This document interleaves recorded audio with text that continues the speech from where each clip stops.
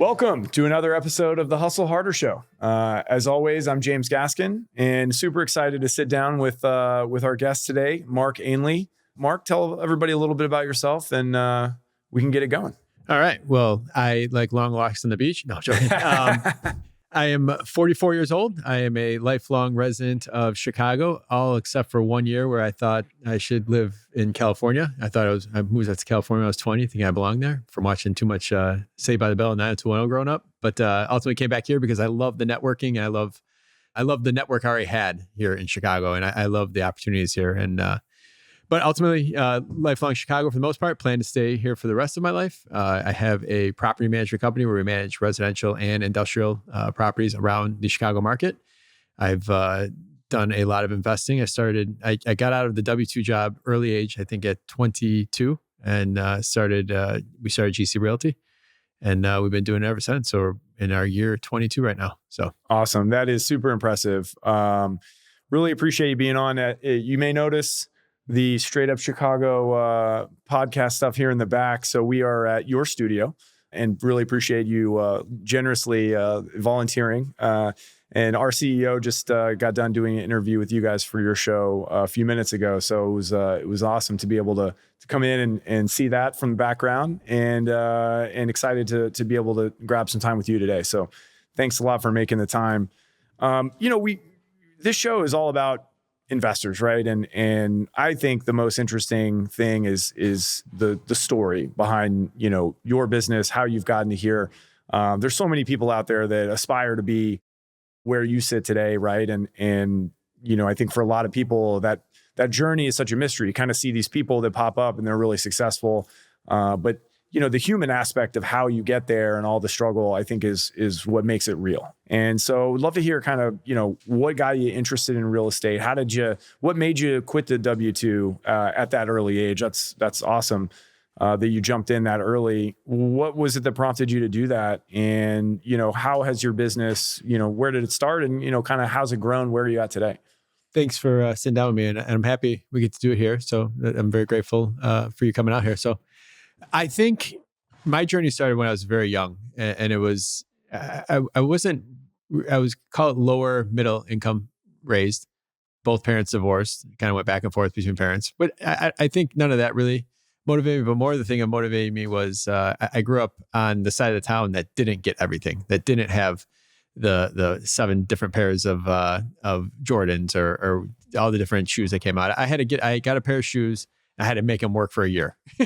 So I knew I wasn't getting new shoes for another year. So scuffs, I had to be strategic about it. So at the same time, back then, everyone was wearing like football jerseys, basketball jerseys. Those were the champion jerseys were very popular. And I remember saving up all my money to get one. And then I come to school and then the kids would have new ones on Monday, Tuesday, Wednesday. And it's funny, my journey started very material like that. But all those things I learned at a young age to be scrappy or save my money or not spend my money wisely have actually served me well later on in life. And it's actually the opposite now. Like, I don't like material things. I just recently got rid of my Honda Civic that I had for 8-9 years. Like, I like driving. It was efficient and all that. And I got an Explorer, but it drives me crazy that the gas mileage isn't that great. So some of the scrappiness I learned early on is stuck with me, maybe sometimes to a fault. But I grew up wanting to find a way to be able to have options. People use the word financial freedom. I like to be able to have options. And, as I was growing up, I wanted to be a stockbroker. And then the online whole thing came on, when I was in high school. And a couple of stockbrokers, I said, said to stay away from that business. Like that's going all automated, all online. Don't even mess with it. So I got out of that. And then, I'm like, all right, computers, it was 1999. I graduated high school and everything's computers. Didn't even really know the internet wasn't as big yet, but I knew everyone knew it was going to be something. So I went into computers. Didn't like that much. And then I bought my first property just because I knew home ownership was something. So I bought my first property at 21 years old, and my mortgage was, my taxes, my PITI, everything was about $1,000. And being so young, I was the first one out of all my friends. But also my friends, for whatever reason, they're getting kicked out of their house and they need a place to crash or whatever. So I started charging them rent. All of a sudden, I rented one bedroom for $500, and then I rented my couch for 300. But I say, hey man, if you want the bedroom, I'll do it for 500. So I remember one night I'm laying on my couch. I'm like, man, this is perfect. I'll sleep on the couch, but I'm living for free right now. It was actually including utilities at that point. So I'm like, I get it now. I get this whole landlord thing. Technically I was house hacking at that point, but no one knew what that was at that time. So it made sense to me. I'm like, how do I buy my next property? So that's really where that started early on. That's awesome. So you started house hacking, which is a genius move, especially at that age. And so then what was the next step? The next step, so my best friend at the time who started GC Realty Development with me, he was working as a real estate agent. And I actually, coincidentally found a property on my own on accident and bought it. And I came home one day and he took out his calculator. He's like, man, he kept giving me a hard time. Like, get your real estate license. And he did the math for me of what my commission would have been for that. That it was like a $99,000 condo and it was like $3,600. And in that second, I'm like, that would have been carpet. That would have been paint. That would have been my first mortgage payment. And all of a sudden I realized I didn't have it. I was so pissed. Like I literally went that afternoon, I signed up for the real estate course. So I went and got my real estate license, bought that property, accepted the first horrible tenant. I put the ad in the paper, so we're still putting stuff in the Daily Herald for rent. Took the first sad story, didn't accept full deposit. Ultimately, was going back and forth, picking up $60, $70 at a time of rent. Had to file for eviction and did a modern day cash for keys for the person.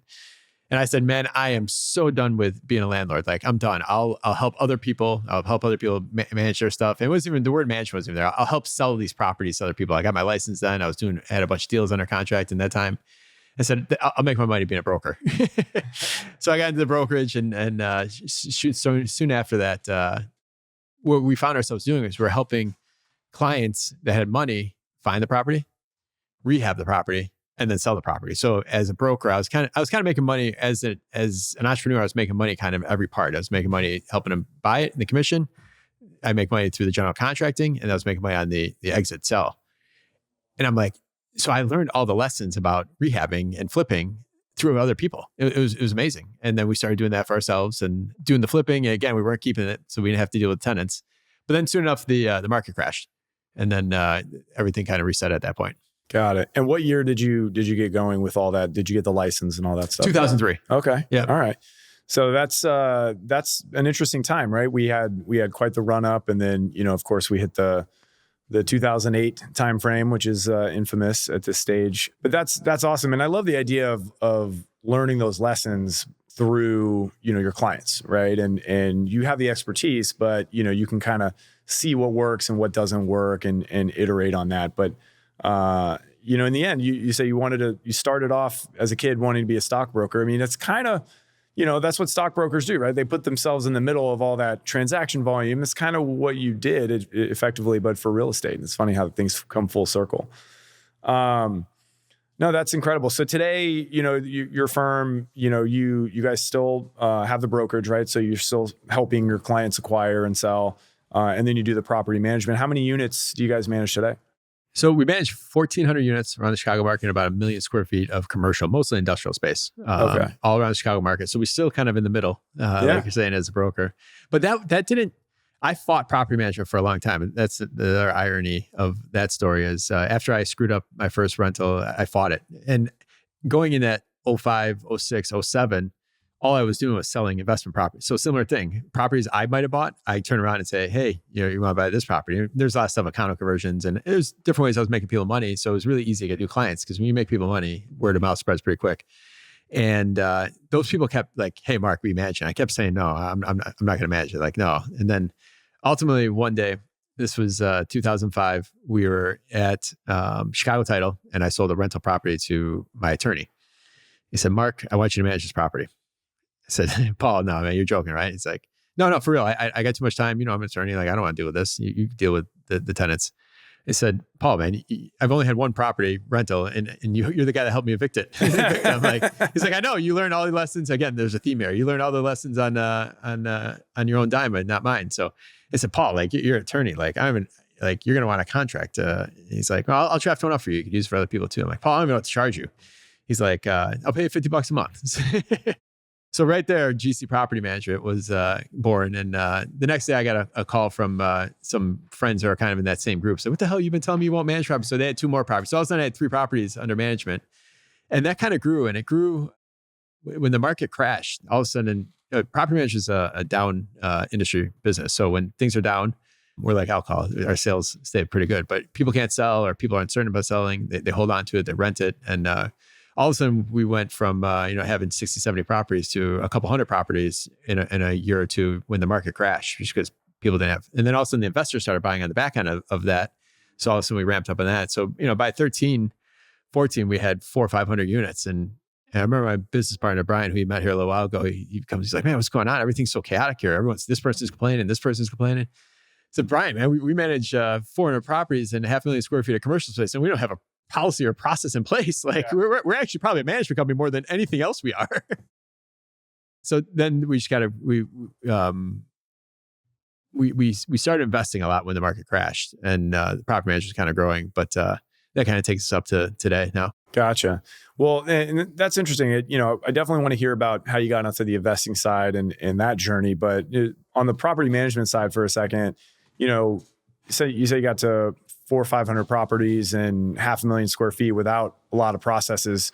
It sounds like those had to come in, right, to get to where you're at today. What was that process like? Because I know I'm in a variety of real estate mastermind groups, and I spend a lot of time with investors who are like, their whole mission is to scale, right? They're doing it professionally, they're making money, but they want to scale into something greater. And usually it's that process and procedure aspect, and then the hiring of the team and like getting the right team and building a culture. But, I'd love to hear more about how you guys figured out the process side. And was that a painful transition? Because sometimes, I could see it going both ways, right? It can be very painful without them, but when you're used to that environment, putting in policies can be a little uncomfortable. What was that process like for you? Well, we made some mistakes leading up to that, or we just didn't kind of go about the scaling part the right way, where, we'd start hiring people. And it's more of like, oh, you want to come work? Yeah, sure, come work. Like people we knew, kind of friends and family, needed jobs. But I always say we ran a hub and spoke operation where I think at one point we had 8 or 9 people early on, and every decision still ran through me or Brian. So we were still kind of in the middle of everything. So process wasn't as important because we touched everything. Our ability to probably scale much further than we were at that time was probably very risky. But me and Brian felt like we had to stay on top of everything to make sure things didn't hit the ground or something didn't slip through the cracks or whatnot. And which is the opposite of having policies and procedures and process in place. But I read, I think it was 2014, I Googled up property management Bartlett. We were in Bartlett at that point. And there's only one company in town, and it was a real estate agent in our firm that was working out of our office doing property management on the side. Like we weren't even on the radar, and we had that many doors. So I'm like, so that one search online, I'm like, damn, we got this big and we're not even on the internet. So I'm like, man, there's something more here in this business. And, you start diving into what growing a business looks like, all that stuff. And of course, having your process in place and hiring, all that stuff comes fast right after that. And, there's a book I read, I think this was when 15, Work the System, as well. A guy who had this failing business, and he couldn't get out of the grind of like making payroll and catching up. And it was all about just the lack of system and process they had. And he put together this, and all of a sudden his company took off. I mean, it was over a couple of years, and now he's a consultant for that. But that book, and we jumped into, they had a consulting kind of master course or mastermind as well too. And we joined that, and that kind of helped us get, I remember just like saying, all right, for the next 2 months, I'm just going to write everything down. Yeah. It's funny when I look back at some of the stuff, I'll still find some of that stuff that we moved over to Drive when we moved to Google and stuff like that. But that was what we put everything in place at that point. And it still wasn't hard because we were so small. Even like our training back then was like, all right, just sit next to that person. And it was just shadowing. That was training. Yeah. Shadow and ask questions. Yep. And hopefully they'll answer them if they're not too busy. That's awesome. It's amazing now because there's so much great technology that can help with the process aspect. I'll try to find the name of the company and put it in the show notes, but there's a great software where if you have somebody who does a repetitive task, you can turn on the software and it records every keystroke, everywhere their mouse goes, and it'll put all that into a process map. So there's so much cool stuff, but man, when you're building them from scratch, I mean, it can be tough, but so necessary to scale, right? It's pretty amazing that you guys were able to scale to that level without having any of that stuff. But how big is the team today?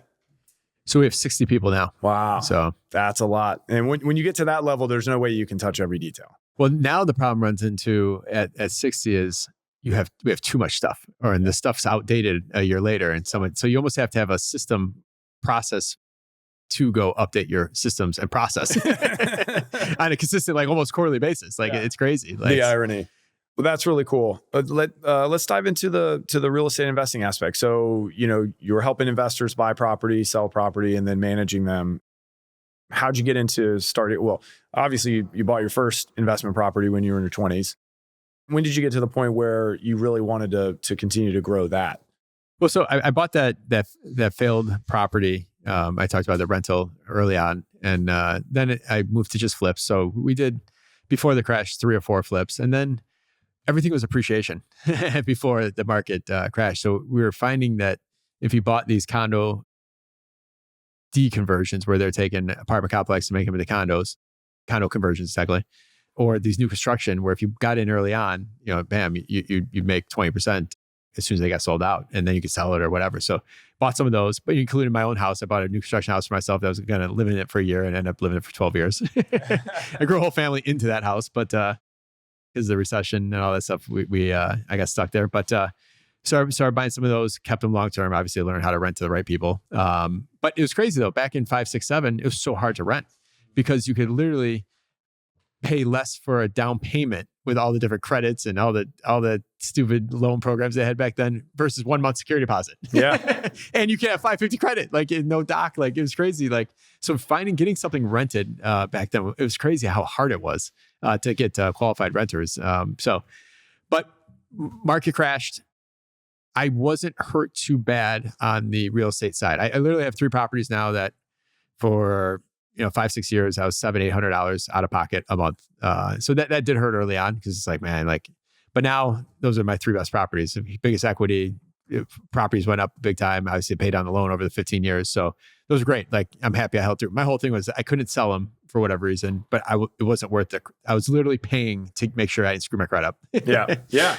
Well, when you're an investor, that's super important. Yeah. That credit score is definitely vital. So I kept that up, but the market crash, and I, as a real estate agent, took a investor to an auction. He's like, "Hey, you want to represent me in an auction? I'm going there Sunday." And I'm like, "All right, cool." Like I've never been to a real estate auction. Like it's Sunday. I really don't. It was more about just me curious about what an auction process looks like. And went there, and we left. And the auction closed, and the guy bought 3 properties for like $70,000. So this is 2000.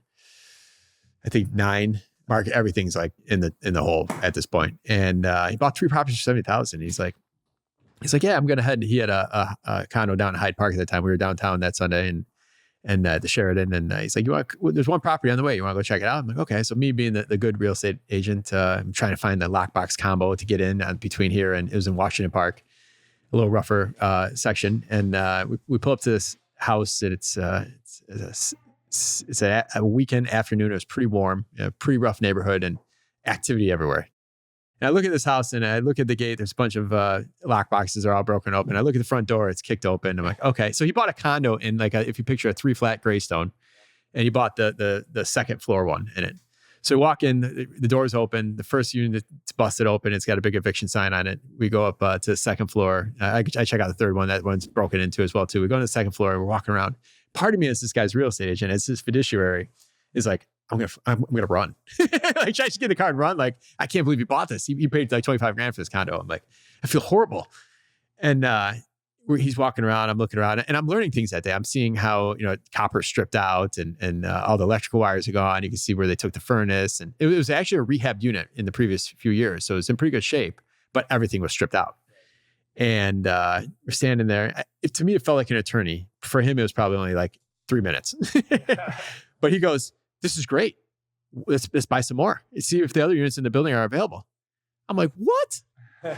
He's like, "No, this is great." I'm like, "Please elaborate. Like, you got to help me." He's like, "Listen." And he kind of did some back of the napkin math. And he's like, we bought it for 25. We'll probably come in, between this, and this, we'll put 25 in. We'll be all in 50. We could probably rent this place out for $1,000 a month.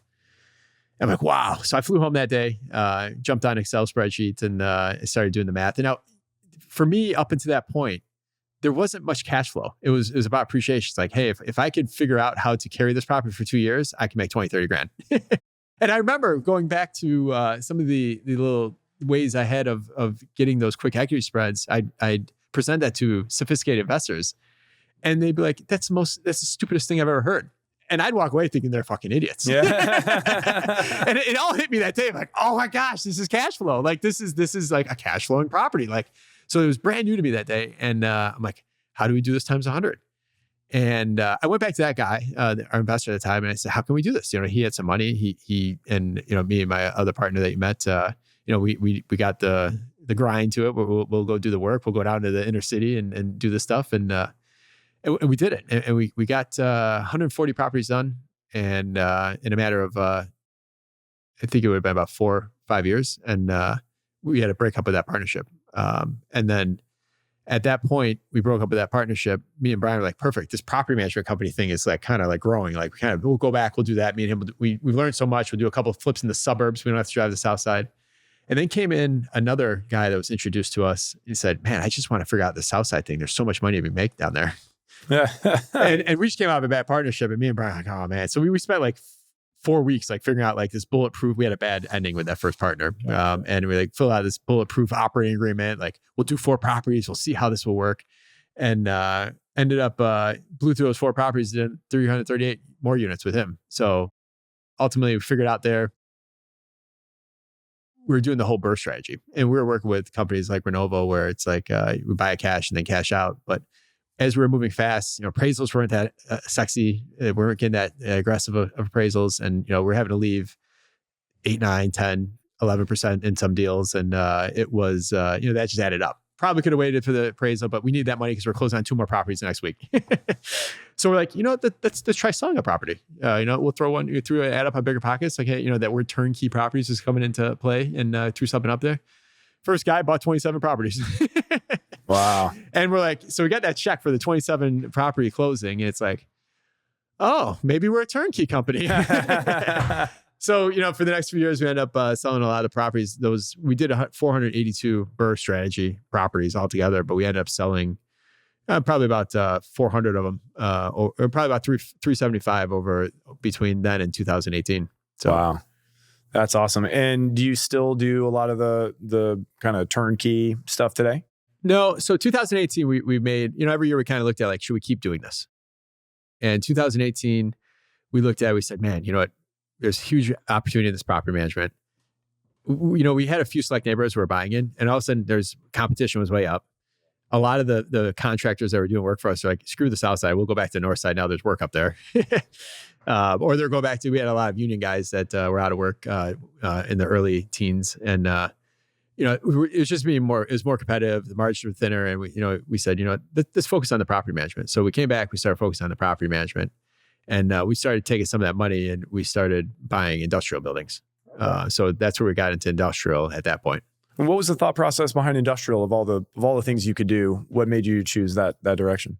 So when we opened up GC back in 2003, so my original story though, me and my partner that got me to get my real estate license, he eventually came to me one day. He said, "Hey man, I'm thinking about starting a company. Like, you want to do it?" I'm like, "Sure." For me, it's like owner on the business card, which is like it had to do with girls. Yeah, It had nothing to do with anything else. He's like, "All right, perfect. I'll throw in 3. I'll get naming rights. You throw in 2, and we'll go for it." I'm like, "I'm in." So, that was kind of the game plan, me and him from the get-go, but he was killed in a car accident in 2006. Now, the partner that you met before, that night of the car accident, there was a bad accident. I had 2 best friends going from strip club to casino, hit head on, multiple people died. 1 friend died. 1 went to jail for 12 years. Like, woke up that day as 24 years old. My life was changed forever. Had to decide, do I keep going with GC? Do I not? Obviously, I kept going. And I ended up buying the company out from his family. I remember at the time, so my current partner now, he's the one that helped me get that money together, and he became my partner. But I remember that money, I'm like, man, this kills me to pay this money, because the company was worth nothing. It was worth our crappy used furniture and the couple deals we had in the pipeline on the brokerage side. Like, it wasn't worth anything, but it meant something to me. So I'm like, you know what? This money I spend right now is huge today, but it won't be big down the road. And so that was a big play. But ultimately, when he came to me and started the company, we wanted to start an industrial brokerage. That was what that original game plan was. But here in Chicago, there might be 200-300 industrial brokers, and there's 30,000 like residential. So and it's like an old boys club too. So it took us many years to get into it. And eventually we got into it. But there's always that thing, even going back to me as a little kid, I love standing in a warehouse. I don't know why, but it plays forward. Like, no, I love investing in them. Interesting. So, and where are those properties located? Is it, South side, or are they spread all over? No, so the industrial stuff that we invest in is all in anything not Cook County, anything not Chicago. So out here in the Collier counties and the suburbs is where we invest that stuff. Got it. And why not Cook? On the commercial side, the taxes are, you just never know what you're going to get year to year or reassessment to reassessment. And in managing industrials in Cook County for investors, the volatility was just always, one day their tax bill is $40,000, the next day it's 85. It was like, man, and that we just weren't in the position to want to put us, we weren't in the ability to put ourselves in that position for that type of volatility. Yeah, that's difficult to manage for sure. Things are a lot more consistent out here in the suburbs. Gotcha. Very cool. So obviously, we've done some business with you over the years, and I know you work with Eric Workman, who's a frequent guest on your show. How did you get introduced to Eric? How did that relationship come about? Well, the funny thing is, I was a Renovo customer going back to 2013.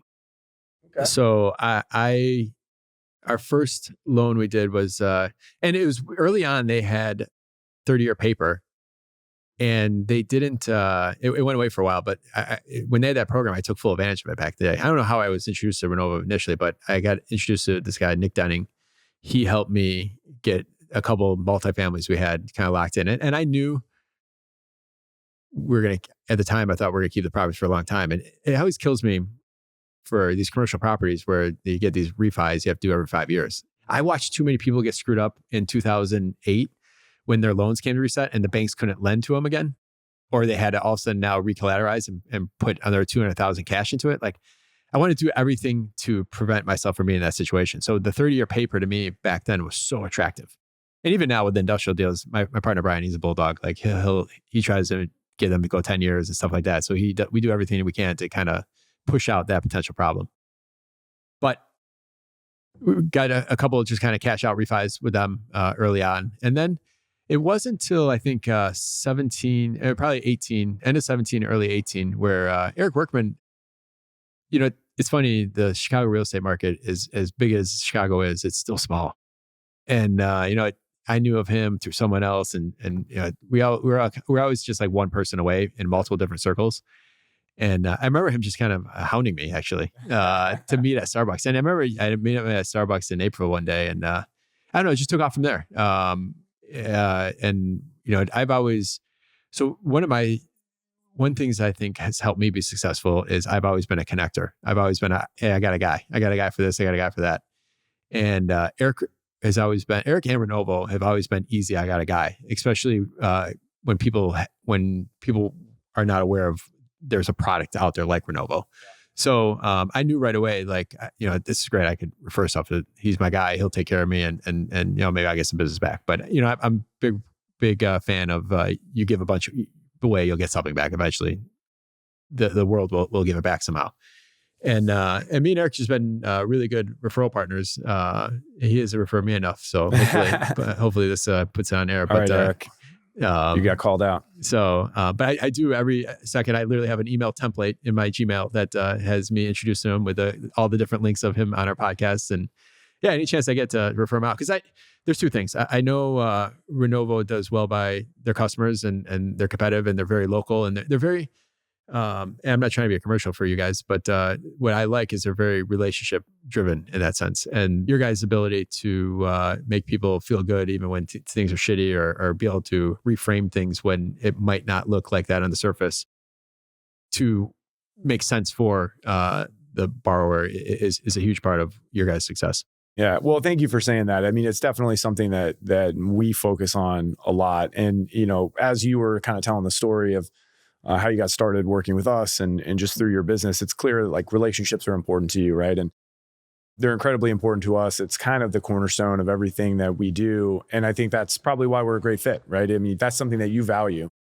Not everybody does, and that's fine. There's plenty of lenders out there that, aren't as concerned with the relationship and more transactional. And there's some borrowers that love that, which is great. There needs to be lots of options out there. But for folks that really, really value the relationship, I think we do a great job, and there's certainly others that do as well. But it's always nice to hear, and glad we've been a good partner so far. As long as Eric starts giving you some more business. 2 ways, buddy. 2 ways. Yeah, for sure. For sure. That's a big part of whenever, a big part of my job at Renovo is hiring the sales team. Now, Eric was on the team when I joined, so I didn't have the pleasure of interviewing him. He probably wouldn't have got the job. No, I'm kidding. Eric's great. But that's one of the things that I tell all the new loan officers that we get, right? I mean, one of the biggest contributors to your success, because each one of these guys, right? Like our loan officers that, like Eric, he's here in Chicagoland, he focuses on Chicago. And, the loan officers we hire in other markets, they really focus on lending where they live. And I think especially in this environment where, the lending world has become very competitive. Back when, we started in 2011, there weren't nearly there were private lenders and probably a lot of them, but they were very small. There's nobody of real scale. And so it was banks, or you kind of deal with, the guy your dad knows or whatever.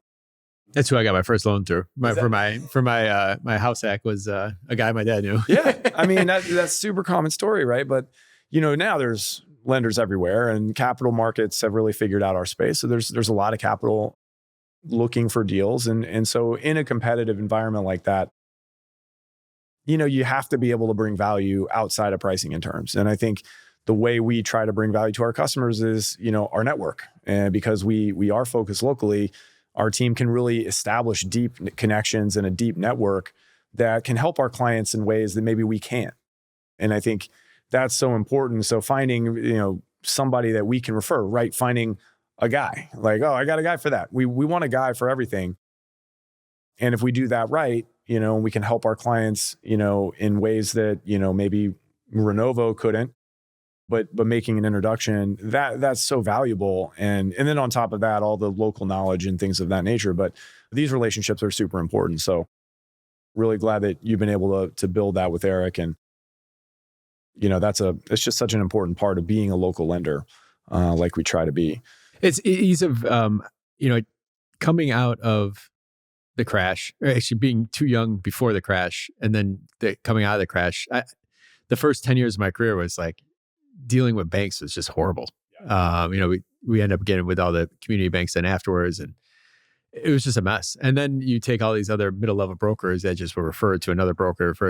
Like I remember one thing, it was like, I got the paperwork before I was about to close on a refi cash out. It's like 2010, 11. It was bad then, don't get me wrong, but it was 12 points. It was like for a 1 year loan. It was horrible. But even then with the community banks, the restrictions and you got to keep this much money here, and all, they just find different ways to make it difficult. And one of our principles here at GC is ease of doing business. And if you're going to make life more difficult, that sucks. And I've always had the ease of doing business when I work with Eric, and that's appreciated, definitely from my side. Oh, that's awesome. Well, I want to touch on the podcast a little bit. You guys are the number one real estate podcast in Chicago, as I understand it. I'm not sure how that's calculated, but we don't have to dig into that part. I found it once on a ratings thing, and I ran with it. Stamp it on everything. Put that in the email signature. No, it's really cool what you guys have done. And, I know Eric is a guest, and I believe we might sponsor some of the episodes, and happy to be a part of it. But I'd love to hear about, that journey for you. Like what prompted you guys to get into the podcasting thing? Because 5 years ago, podcasts are pretty popular now, but 5 years ago, maybe not quite as much. And what was that thought process like? And how's that journey been? And super interested to see, how that's impacted your business. As a property manager, I would imagine a lot of the listeners, could be potential clients. And how's that worked for you guys? So in 2018, when we decided to do less of the construction and rehabs and all that stuff and focus on the management, I was tasked with starting a sales and marketing department of our company, like having a true operation in it. And for property management companies, most of them don't have a true sales and marketing operation.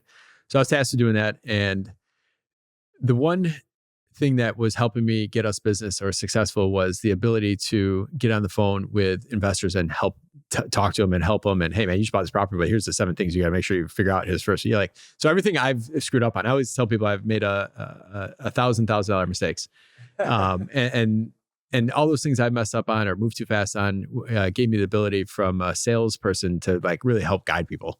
And we got hired so many times because of that. And and there's a lot of people that didn't hire us. I used to always talk to people. I'd be like, listen, I'm going to help you right now. And there's 1 or 3 things you're going to give me. You're either going to hire me eventually, you're going to either refer me eventually, or you're going to I'll take a 5-star review. If you do all 3, dude, like that's a great year for me with you and me.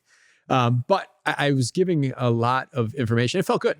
I think we all try to find things that make you feel good, and helping investors. I can't say younger, but call it less experienced investors, and not necessarily age prohibitive, really made me feel good. And I was always trying to, you can only talk to so many people in a month. So it's like, all right, I might talk to 15, 20 people a week, maybe 50, 60 across the month on average. It's like, all right, man, like I can only help so many people, and you're only doing it in 15, 20 minute increments. So it's like, how do you reach more people? I didn't have that answer. And one day I got a call from Tom, my co-host, who was actually a client at the time. So I met Tom. I actually still have him in as Tom Showcross, whatever city he called me on the first time, because I saved him in as more of a sales call in my cell phone. I've never changed it. But he texted me. He said, hey, man, we should start a podcast and do it on one of the each 77 neighborhoods. And I still remember I was driving that day where I was at. And I didn't even mess around with texting back. I picked up my call and said, I love it, but we got to include the suburbs.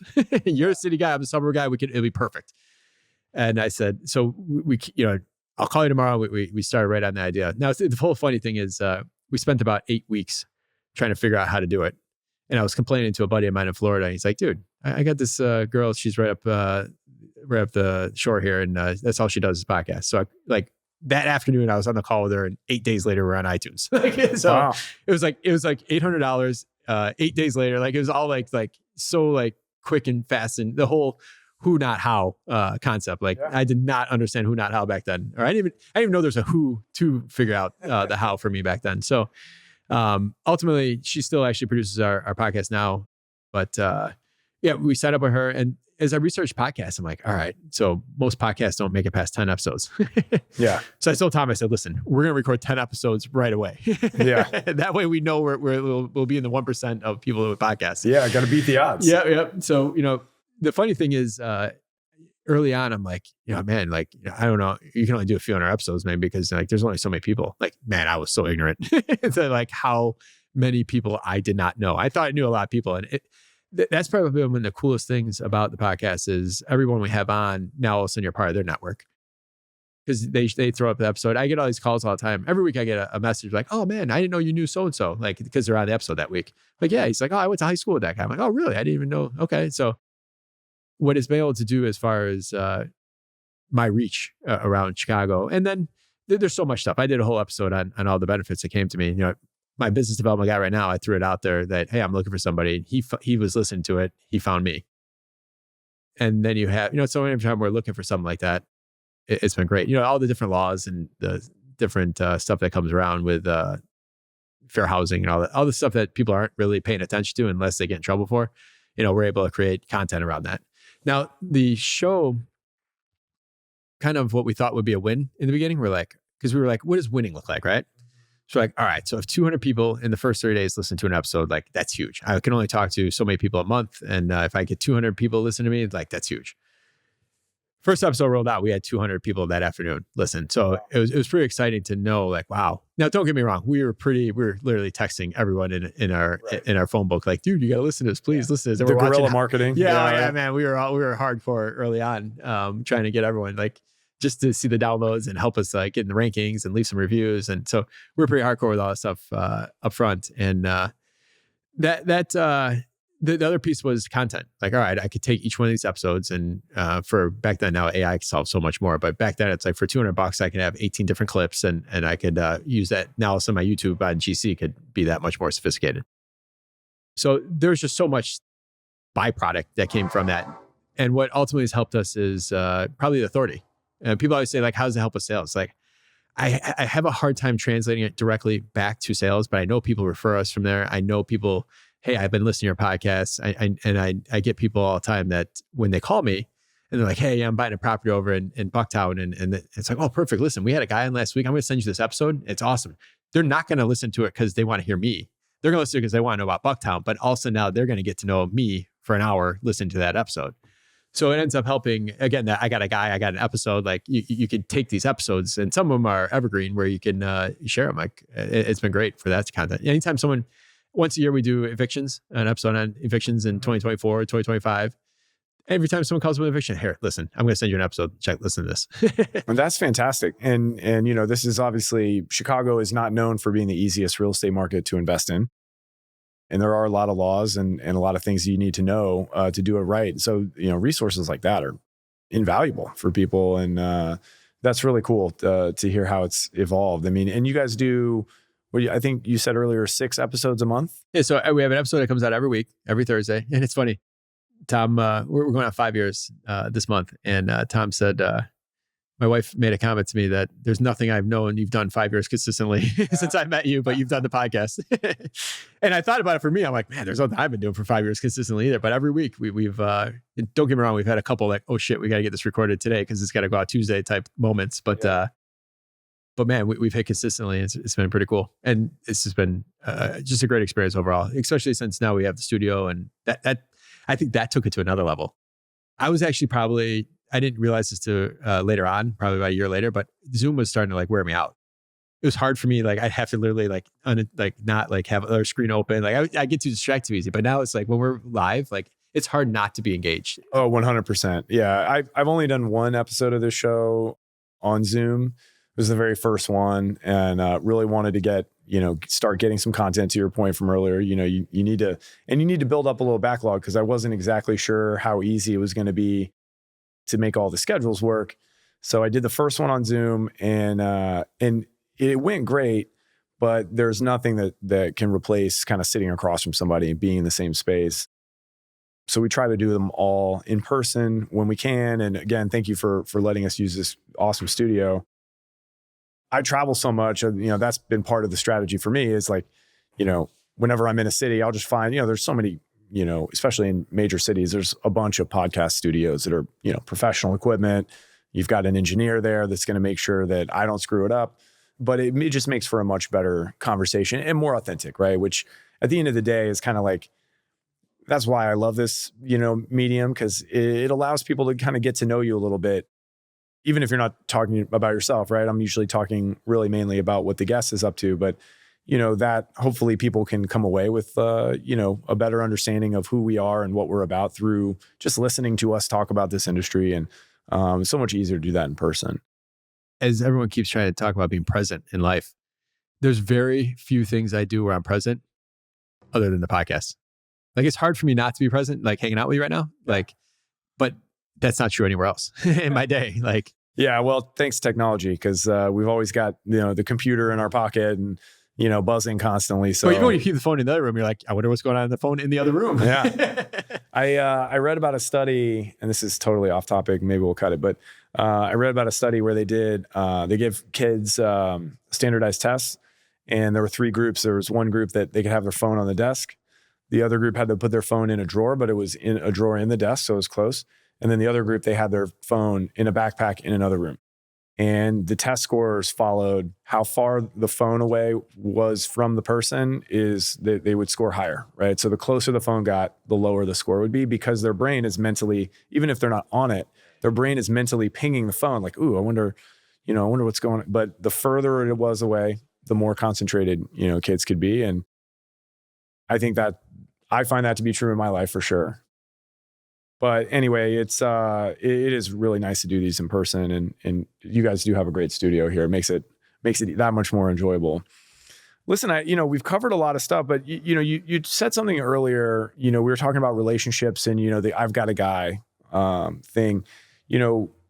How have relationships and maybe mentors kind of factored into your journey, right? It sounds like you had a few kind of early on, but I'd love to just learn a little bit more about that. I always think that's an interesting aspect of people's success. Yeah, I don't have one specific mentor I've ever really had. I think it's been a collection of just listening to people ahead of me or watching people ahead of me. I'm big on reading. I'm big on autobiographies on other successful people and listen to their entire journey. You learn a lot of how these other people got to where they got to. Some things aren't relevant today, but there's usually skills behind what they did to get them there. And just understanding what those skills are, and we talked earlier about decision making, like those things, and you decide to do something, and then how long it takes to actually take action on what you decide to do. Like like you can decide to go to dinner tonight, but if you never leave your house, then you never get dinner. Right. But I think so much of it's been that I've just kind of learned through listening to other people, and a lot of what we did the podcast around is talking about other people's mistakes and their hard time. No one likes to hear like, "Oh, I made $1 million. Why aren't you doing it? You're stupid you're too slow." Like, you want to hear the troubles, and it humanizes people. And I think I've always tried pulling that out of other content that I've read, listened to, watched, in order, or reading between the lines when you're actually with a real person, or asking questions about those real moments versus the successes. Yeah, totally. Kevin, our CEO, who you just interviewed, has a saying that history leaves clues, right? And going back and making sure you're consuming enough of that history to start picking up those breadcrumbs and figuring out, it's not always going to tell you exactly what to do, but the breadcrumbs are there, right? Are there any names that come to mind that have been, overly influential for you?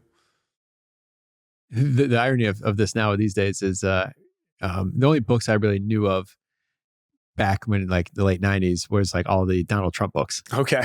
Art of the Deal. And all that. Art of the Deal. Yep. So some of those books that he put together, one of them I remember he put together, I think it was like 50 different or 99 stories of different successful people and like their tip or something. And I remember there's a lot of different things around that. One of them was gift giving. Yeah. One person tried to get business from somebody and they sent them flowers every single day until they called them back, and it must have done it for like 3 weeks. But you got to call back. They did $1 billion deal or whatever, and it was crazy. But so I'll do those things nowadays. Like I'll send a guy flowers is weird sometimes, but they're gonna have a hard time not calling you. Yeah, no, yeah, we subscribe to that big time. And Kevin, is a big proponent. We always talk like if there's somebody we're really trying to get in touch with that we're having a hard time, it's like Kevin will throw out some really obscure, send them a 10-foot tall blow up elephant or something, something that's so crazy that they have to know what's going on. Yeah. Why did you send me this? There is definitely some cool stuff there. And there's a great book, The Art of Giving or something like that. I love Go Giver. Go Giver is great too. Yeah. And what's Giftology? Giftology. That's what I was trying to think of. But yeah, Go Giver, I love that. Or Mr. Schmooze. I don't know if you ever read that. I have not read that one. Read that book. That's it's a narrative, kind of fictional narrative, but it is that's who I try to aspire and move through my day with. That actually prompted me to get an assistant to be able to help me with all the stuff that I think about doing that I never could do myself. Yeah. Yeah. We're now at the point where, they want to give us an AI assistant to do a lot of that stuff. I'm not sure if I'm there yet, but it is nice because they come into your head, but if you don't do something to your point about action, right? Having the idea and then taking the action. With gifts, man, if you don't do it immediately, it's easy to forget, but they are really powerful, especially when, it's something. I had a friend, one of my best friends in the world. Unfortunately, he passed away of cancer in 2016. But he was amazing at wherever he was. If he saw something that reminded him of someone, he would either buy it and send it to them, or he'd take a picture and send it to you. And it was always so meaningful because it was always so genuine, right? And I think that's the key. You can overdo it and it doesn't come across as genuine, but if you can make it authentic, I think it's very powerful. But I even took it a step further. I have a pad and a waterproof pencil in my shower. Like by the time I get out and shave and then go find my phone to write something down, dude, I totally forgot it. Yeah. So I have to write it down like literally in the moment with stuff. That's fantastic. I've never heard of the waterproof pencil in the shower. Yep. I love that. I might have to pick that up. Awesome. Well, listen, I think, this has been great. As we kind of wrap up, you mentioned, the power of, kind of talking about mistakes. I'm always interested to hear, kind of what was the biggest mistake you ever made that either, propelled you in a different direction or, what have you. But, what was is there anything that stands out that you learned a lot from? Yeah, I think some of them, when I talk about GC, I think I always say the biggest mistake was I didn't hire people fast enough. We were always 6 months behind. And then you might have made the wrong hire because you're in a hurry to hire. And that was something that we've gotten better at, just because now we have a lot more people where like if you can absorb some of the stuff, even if you are short. But at the same time, right now we're looking for a head of human resources, people's operations person. It's like, we've known we probably needed that person for a year, and that person we've super valuable this past year. Like you think about some of the things they could have done in the time they've been here, or if you hired the wrong person. So when I had to hire a salesperson, that was my goal. I said, I'm going to get it out there. I'm going to hire the first person so I can screw it up so I can get the next one in here as soon as possible. Yeah. I got lucky and got nailed down the first one. But those are the things I think, not hiring fast enough. And then hiring some of the wrong people or for the wrong reasons. I think me and Brian walk in the room and like, oh man, I totally hang out with that guy on Friday afternoon. Like those were the wrong people. They were a great time and we had great stories with them and they're part of our history, but they probably weren't the right seat on the bus, I guess. So hiring or lack of hiring is probably one of the bigger ones. And probably if I go back, just selling too much stuff.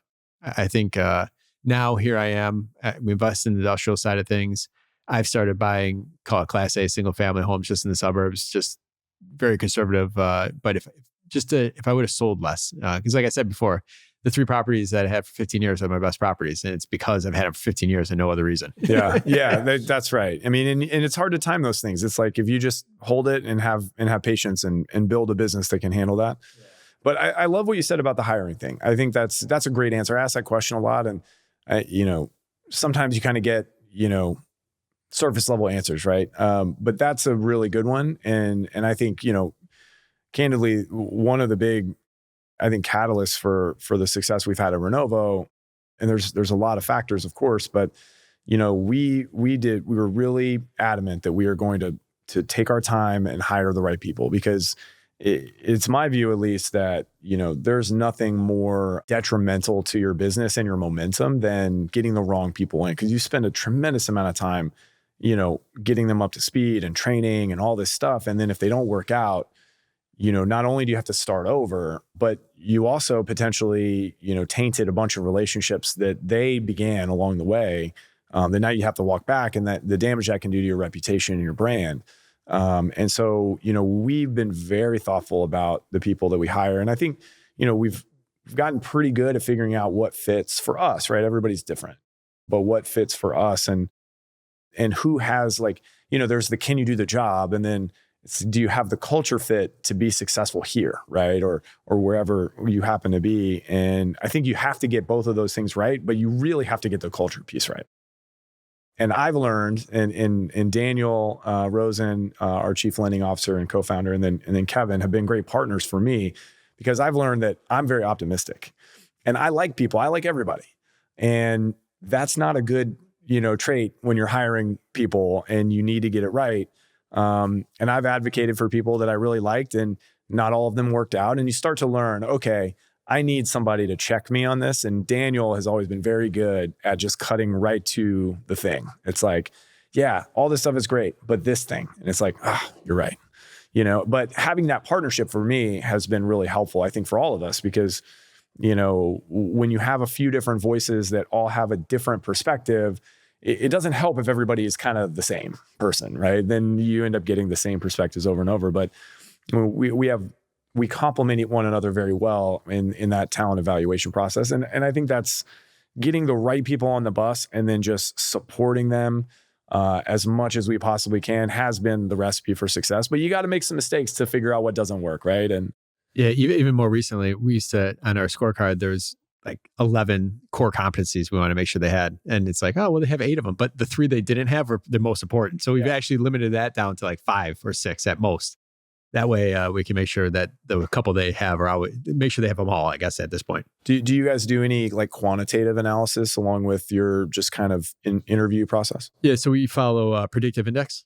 So we're big on that. So, we have a minimum COG score that we have. And then obviously we have the profile that's got to fit the position. So property management is so what we've done with our company here is, think about this. Property manager has to be awesome with this, the face-to-face, but they have to turn around and do a bunch of details. And that's very rare. You're either good or you're either weak on one of those two sides. So what we've done a lot of is we've split up those activities. So a lot of the detail stuff, we now have the high Ds and they're handling all that stuff, and they're definitely not client facing or resident facing. And then the people that have the high Bs, they're the ones that are facing, and they're the ones that want to face, right? Even the people that aren't as social, they struggle picking up the phone. Yes. So it's like, all right, you're going to struggle in collections. Yeah. So we've taken the property manager. So property manager stuff also, because you have a product and you have a service. Yeah. So we've taken all that and we've tried to really dissect it to really make sure we put the right people in the right positions, mostly for their success, but then the company's success as well too. Well, it's all hand in hand, right? We use predictive index. We also use DISC, and I know those are kind of overlapping. So we like both for different reasons. And then for sales positions, we use a group called the Objective Management Group, OMG. And to your point from earlier, right? Like we went back and did, we have a sales coach, Karen, who's amazing. And, we've done enough of these now where we've gotten a pretty good critical mass of data, right? In terms of the score, the test results, and then how did they do? And we went back and kind of took all the test results from the people that had really succeeded and done well, and then looked at the ones for people that didn't do as well or didn't make it, and kind of cross-reference, figuring out what are like the common, boil it down to the common top whatever traits that we should be really focused on. And we came up with a list, but there is absolutely 2 or 3 that if they don't have, it's almost we like to say that test is a data point. It's not a, yes or no, but there's 1 or 2 things that if people don't score well enough on, I already know that it's going to be nearly impossible to overcome. And I think that's, for people who are struggling with hiring or trying to figure out the right fit or whatever, I think, that's really important, is to narrow down what are the things that, indicate that somebody has whatever it takes to be successful in whatever that role is. And the more you can articulate that to yourself and build a case around it, I think the easier that process becomes. But it's funny how hard that is. It's so hard. It's so hard. And we're fortunate because we're at 300 people now. We've done a lot of this, and we've got enough data where we can kind of look back specifically for our use case, which is great. But man, it's really difficult to do, and I feel great that we've kind of at least got a pretty good idea. I mean, we make mistakes all the time. We put a hiring process in place in 2019. We followed the Who method. I can't think of what's the author's name. The book Who method, and we kind of just took that and copied that into, and that's been great for us. It's a longer process, so as long as the human element doesn't make delays, it's not horrible. So yeah, that's Jeffrey Smart. Jeffrey Smart. That's and we'll link to all that stuff in the show notes. But that's really super important to have a process too. That's the other thing, because otherwise you're just going off how you feel that day. You're like, oh, I interviewed this guy. It was great, but yeah, you woke up feeling awesome, and then the next day you wake up not feeling as good, and that interview didn't go as well. But you need something to check all that stuff. So. Especially if you're optimistic too. It's really easy to like everybody. I know. Yeah, that's always been a challenge. But like I said, having good partners that will balance that out has been very successful for us. Mark, really appreciate the time. This has been great. Thank you for sharing your story. And we're super excited to be a partner and want to continue to do as much as we can together. But appreciate the support. And again, thank you for letting us use this beautiful space. Thanks for coming out here, and thanks for having me on here, man. Awesome. Appreciate it. Take care.